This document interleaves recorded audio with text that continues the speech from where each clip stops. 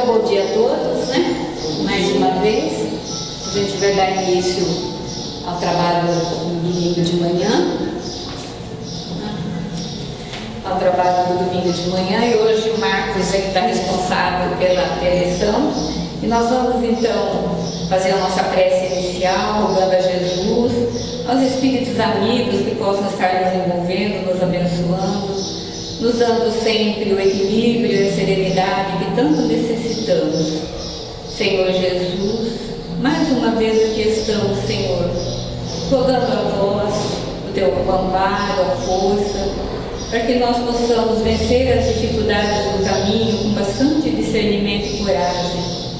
Que possamos nesta manhã, Senhor, estarmos imbuídos no propósito de sermos melhores, através dos seus ensinos, que são sempre para nós a bússola orientadora, que nos mostra o caminho do amor, da retidão e da justiça. Ampara, Senhor, a cada um que aqui está, aqueles que por alguma razão aqui não puderam vir, mas que sejam também envolvidos no seu amor e na sua luz. Ampara os trabalhadores desta casa, para que nunca lhes falte a coragem e a disposição para o trabalho. Aqueles, Senhor, que têm os nomes colocados nos livros, encarnados e desencarnados, que possam todos, na medida do merecimento, ser socorridos nas suas necessidades. Que possamos nós, Senhor, também agradecer por tudo que tem nos dado, pelas oportunidades que não nos faltam. Se conosco, Mestre Jesus, envolvendo-nos no seu manto de amor e de misericórdia, agora e sempre. Que assim seja. Marcos. Bom dia a todos. É sempre uma responsabilidade muito grande falar de Jesus, né?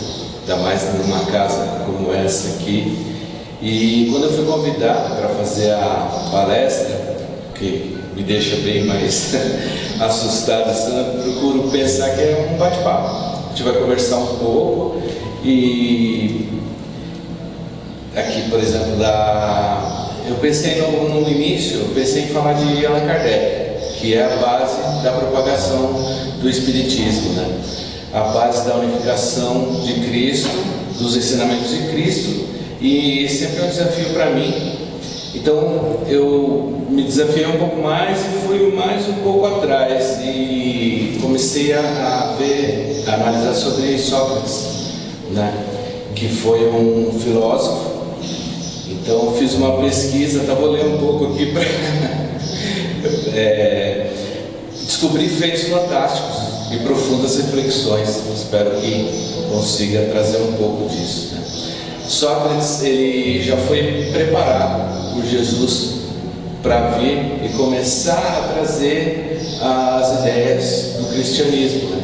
Já que a gente já vinha de uma evolução, já vinha de um tempo, e tinha muitos sábios, muitos deuses, muitas coisas, e Jesus começava a trazer os ensinamentos de alguma forma, né? Então Sócrates, ele viveu de 470 a 399 anos antes de Cristo. Ele é de uma origem humilde, filho de um escultor e de uma parteira, e ele morava a uns 30 minutos das muralhas de Atenas, e um dos principais nomes da filosofia grega, e foi o primeiro do famoso trio de filósofos gregos contemplados por Platão e Aristóteles. Seus estudos estabeleceram a base filosófica da cultura ocidental, e a essência dos seus ensinamentos é: conheça-te a ti mesmo. Ele desafiava os filósofos, primeiro que ele era de uma origem muito simples, né? Para mim ele era já todo envolvido, mas não, ele era de uma origem simples. O pai dele era construtor, ele trabalhava no mármore, sabe, fazendo aquelas pilastras, aquelas coisas. A mãe dele parteira, e ele observava muitas coisas. E ele já desafiava os filósofos da época, mostrando a sabedoria e a importância que cada indivíduo tem na sociedade, não aceitando as ideias e conceitos prontos, fazendo convite às reflexões, né? E as pessoas, porque os filósofos, os grandes sábios da época, eles traziam as ideias prontas, eles não mudavam aquele conceito que eles tinham, ele passava aquilo para as pessoas e aquilo era verdade.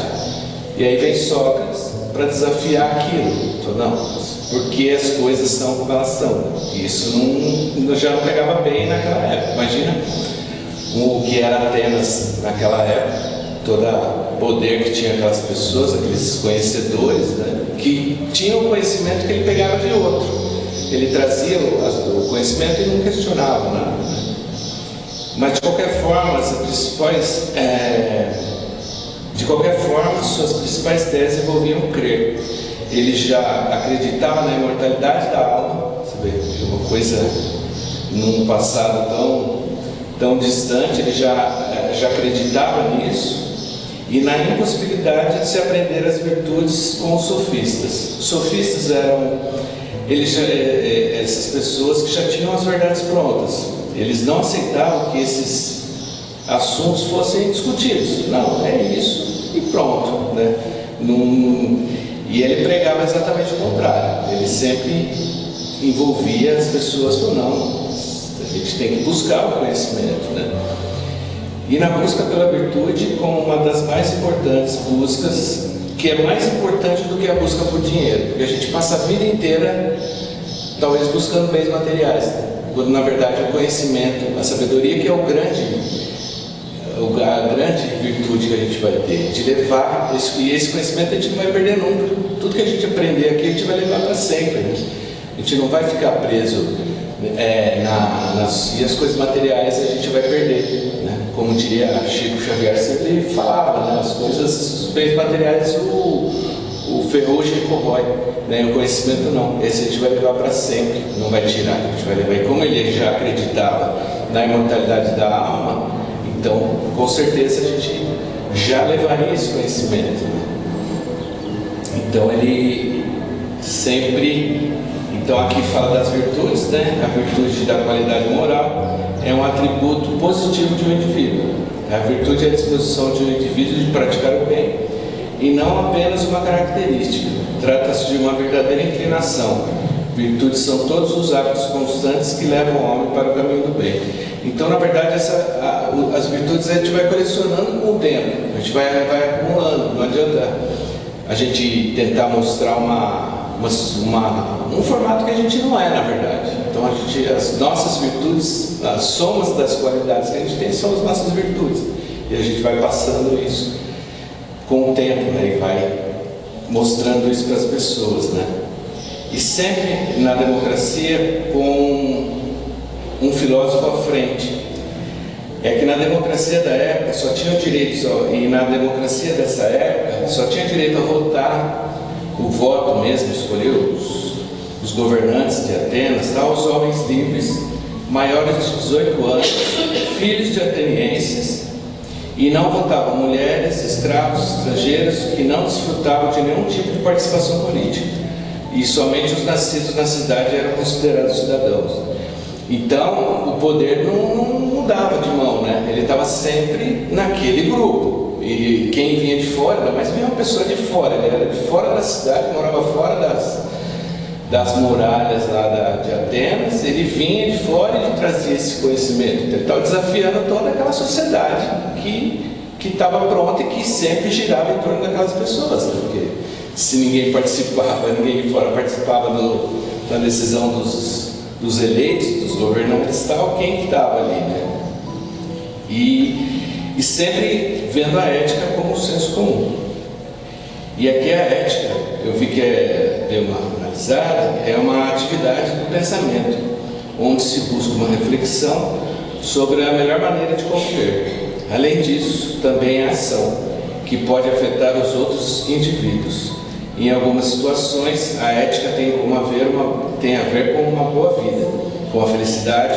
Afinal, podemos concluir que convivendo melhor, vivemos melhor sempre. Então, é o que a gente vive sempre pedindo, né?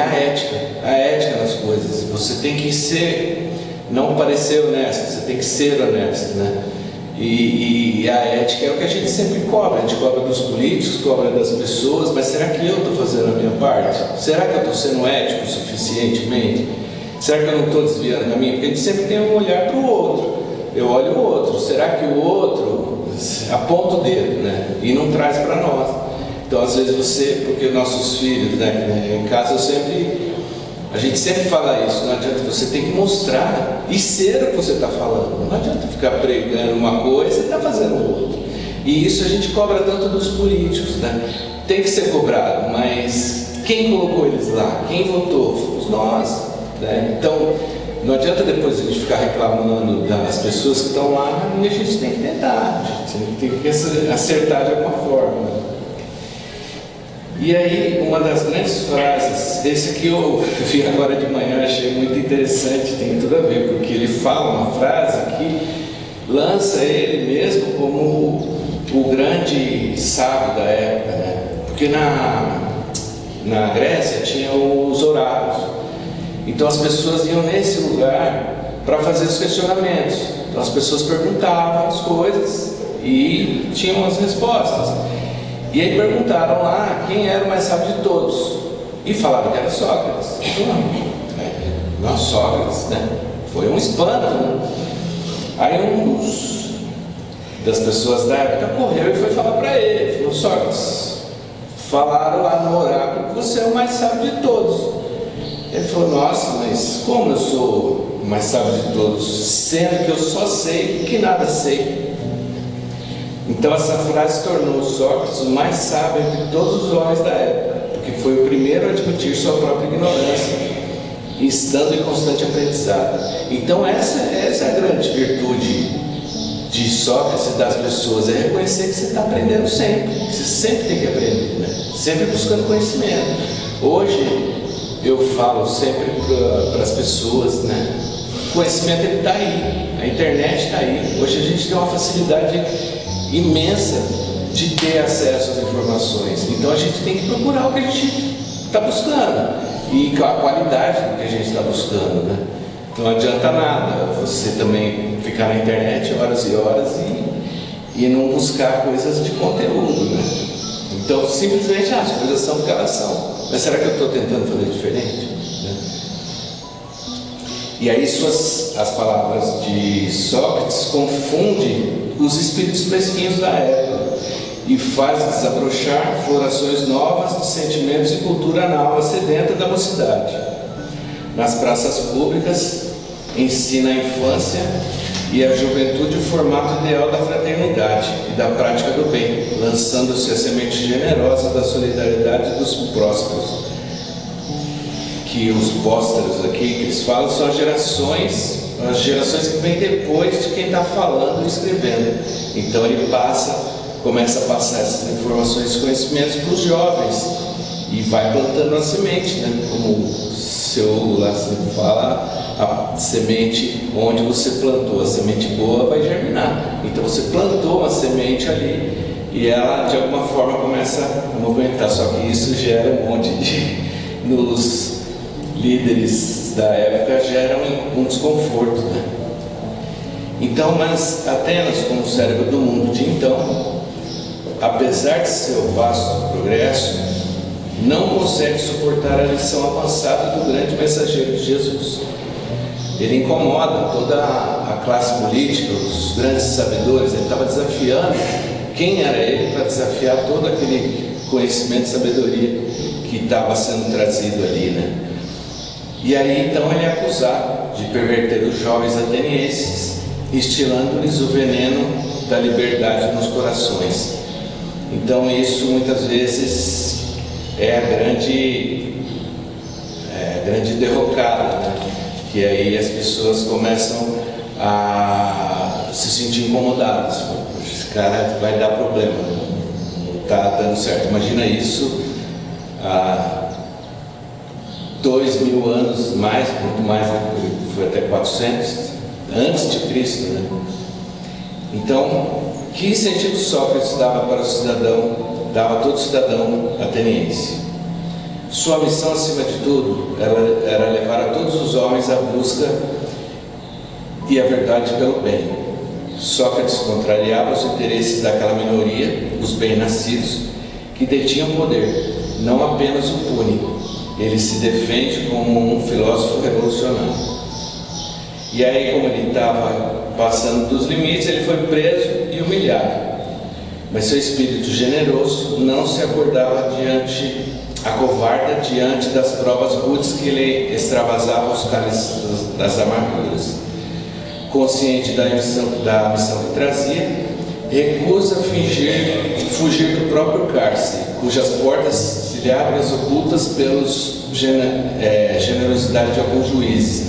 Ele foi condenado, foi julgado e foi preso. E aí alguns juízes que não concordavam com aquela situação até deram uma brecha lá para que ele fugisse. Ele falou: não vou fugir, não faz sentido, né? Fugir de quê? E aí talvez fosse a grande queda dele, mas ele, como um espírito já muito evoluído, se recusou. Falou: não, é assim que tem que ser, então vai assim que vai ser.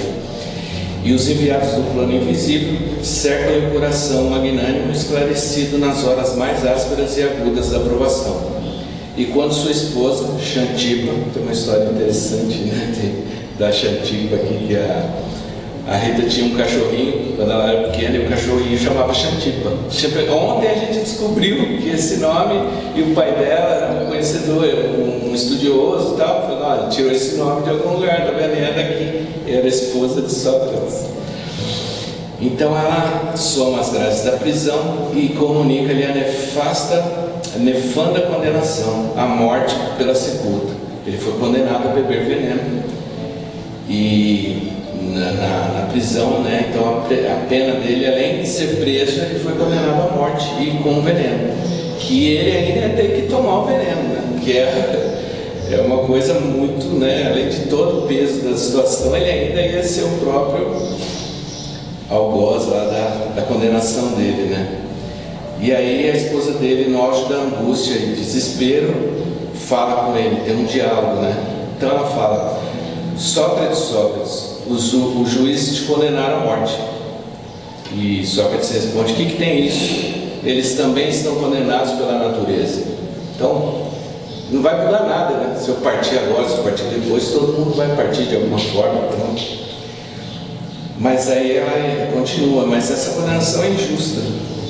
Aí ele esclarece com um olhar de paciência e de carinho: e queria você que ela fosse justa, né? Toda forma de condenação, né, ainda mais por um caso desse, era injusta, né? E não teria como ser justa.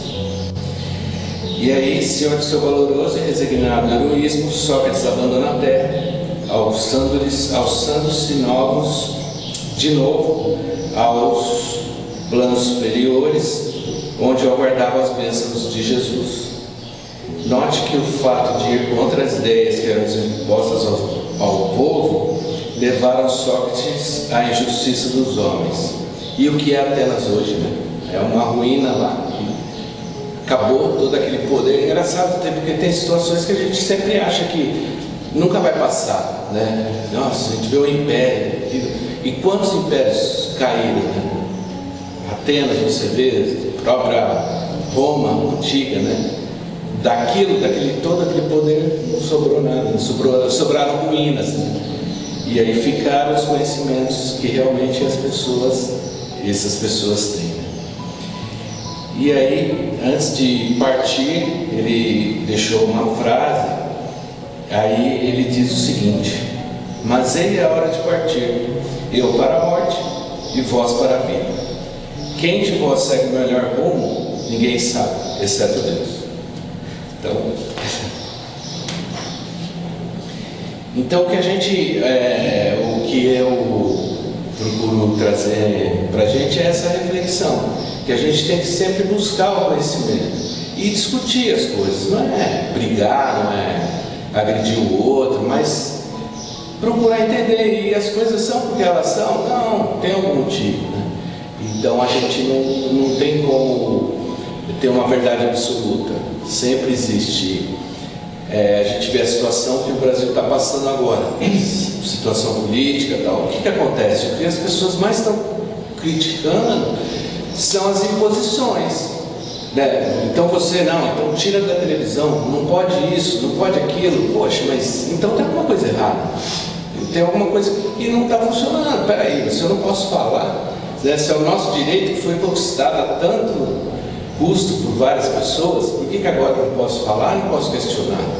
Né? Então, é uma luta, é uma guerra sempre sem precedentes, assim, que a gente não pode mesmo abrir mão. A gente conquistou o direito de questionar as coisas, né? E não aceitar o que está aí e tentar fazer diferente. E as coisas mudam, a gente tem que ter a certeza disso, que um dia vai mudar, né? Quanta coisa, a gente se olhar lá só até agora, quanta coisa mudou. O Cristo veio, trouxe todos os ensinamentos, passou o que ele passou sem precisar ter passado. E a gente está aqui debatendo as mesmas coisas e sofrendo, né? Porque a gente sofre, a gente fica ali, não fica remoendo, não sofre e atrasa a evolução. Então a gente precisa sempre tentar fazer diferente, né? E aí eu achei muito interessante, vocês todos conhecem aqui, é o mito da caverna. Platão, ele pega um diálogo de Sócrates com os amigos, com umas pessoas, ele pega um diálogo e ele traduz isso num que chama o mito da caverna. Tem uma coleção de livros, eu não me lembro agora, e que fala desse mito. Ele é bem conhecido, vou ler aqui rapidamente. E vejamos o que diz Platão através da boca de Sócrates. Isso aqui eu fui porque eu não entendi muito bem, porque foi Sócrates, mas foi um diálogo que Sócrates teve e Platão traduziu nesse livro. Imaginemos os homens que viviam numa caverna, cuja entrada se abre para a luz em toda a sua largura, com um amplo saguão de acesso. Imaginemos que essa caverna seja habitada e seus habitantes tenham as pernas e o pescoço amarrados, de tal modo que não possam mudar de posição e tenham de olhar apenas para o fundo da caverna, onde há uma parede. Imaginemos ainda que bem em frente da entrada da caverna existe um pequeno muro na altura de um homem, e que por trás do muro se movam homens carregando sobre os ombros estátuas trabalhadas em pedra e madeira, representando os mais diversos tipos de coisas. Imaginemos também que por lá, no alto, brilha o sol. Finalmente, imaginemos que a caverna produza ecos e que os homens que passam por trás do muro estejam falando de modo que suas vozes ecoem no fundo da caverna. Então imaginemos, né? Eu estou ouvindo um eco aqui, então aqui a gente ficaria aqui olhando para lá, a luz refletindo do sol, sem poder sair daqui. Então tudo que a gente tem é aquela imagem projetada ali e ouvindo o que estão falando lá fora. E aí o tempo passa. Então, se fosse assim, certamente os habitantes da caverna nada poderiam ver além das sombras de pequenas estátuas projetadas no fundo da caverna, e ouviram apenas o eco de vozes, que eram cópias imperfeitas dos objetos reais, eram a única e verdadeira realidade, e que o eco das vozes seria o som real das vozes emitidas pelas sombras. Suponhamos agora que um daqueles habitantes consiga se soltar das correntes e que o prendem. Com muita dificuldade e sentindo-se frequentemente tonto, ele se voltaria para a luz e começaria a subir até a entrada da caverna. Com muita dificuldade e sentindo-se perdido, ele começaria a se habituar à nova visão com a que se deparava. Habituando-os os olhos e ouvidos, ele veria as estatuetas moverem-se por sobre o muro, e após formular inúmeras hipóteses, por fim compreenderia que elas possuem mais detalhes e são muito mais belas que as sombras que ele via na caverna, e que agora lhe parece algo irreal ou ilimitado. Então imagina, a gente acreditou a verdade que ele tinha, o reflexo que tinha aqui. Imagina você saindo ali e começar a ver um mundo diferente. Então ele começou a questionar e refletir. Então suponhamos que alguém o traga para o lado de fora do muro, para o outro lado do muro. Primeiramente ele ficaria ofuscado e amedrontado pelo excesso de luz. Depois, habituando-se, veria as várias coisas em si mesmas E por último, veria a própria luz do sol refletida em todas as coisas. Compreenderia então que estas, e somente estas coisas, seriam a realidade, que o sol seria a causa de todas as outras coisas. Mas aí ele se entristeceria se seus companheiros de caverna ficassem ainda em sua obscura ignorância acerca das causas últimas das coisas. Assim, ele por amor voltaria à caverna a fim de libertar seus irmãos do jugo da ignorância e dos grilhões que os prendiam. Mas quando ele volta, ele é recebido como um louco, que não reconhece ou não mais se adapta à realidade que eles pensam ser a verdadeira, a realidade das sombras. Então eles o desprezariam. Imagina, isso acontece muito, né? Aconteceu isso com o próprio Sócrates e com tantos, que ele viu uma realidade diferente. Quando ele traz o conhecimento, muitas pessoas, por conformismo, por comodidade, se acostumaram com aquilo. Então não quero nem saber, sai para lá dessas suas ideias, eu não estou a fim de mudar meu pensamento não. Então, às vezes a prisão que a pessoa está ali, é que na cabeça dele é que o liberta. Eu estou seguro aqui, por que eu vou querer sair e ver um mundo diferente? Então, e hoje, né, há 2022 anos da vinda de Jesus Cristo, muitos de nós acreditamos ainda na realidade da tela projetada na caverna. Muitas vezes nos conformamos com ela pela simples falta de interesse, comodismo e por verdades impostas a nós, e sem questionarmos quem é que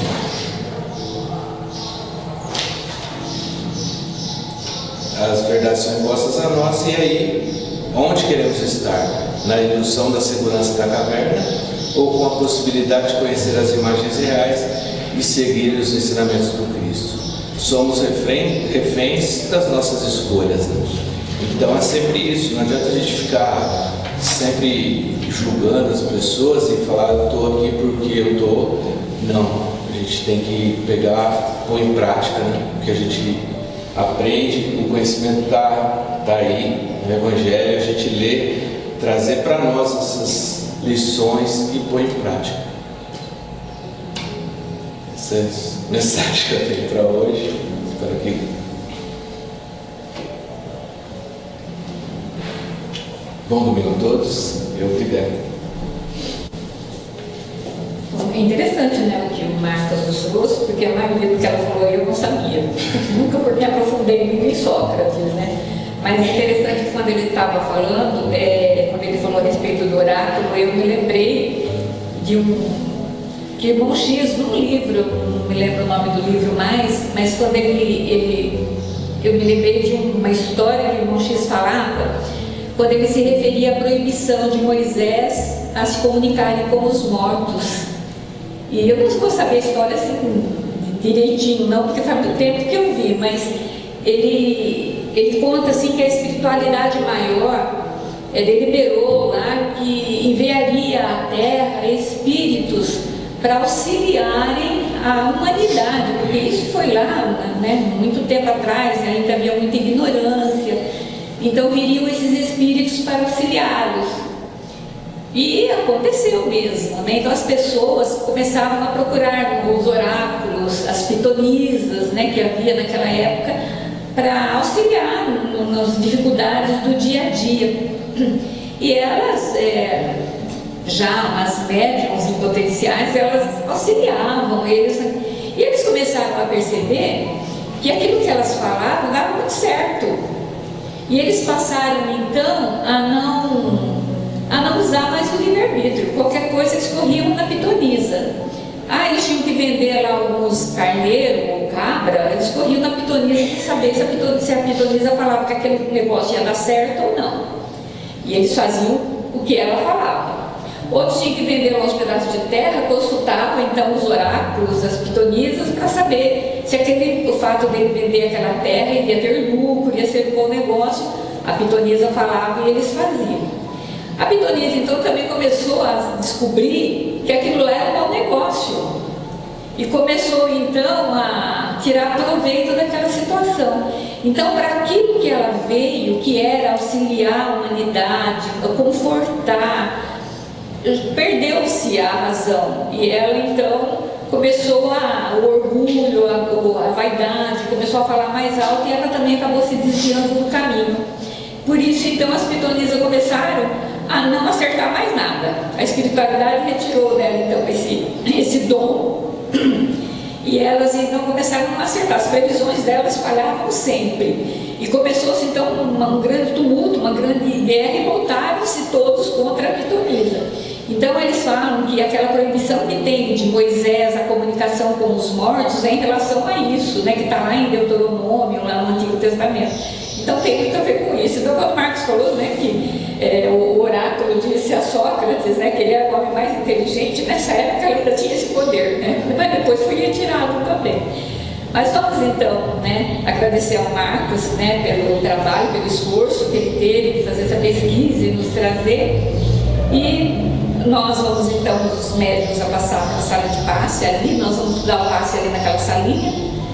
E os que ficarem aqui, que fiquem então meditando em oração, né, com os pensamentos equilibrados, auxiliando-nos dessa forma lá na sala de passe.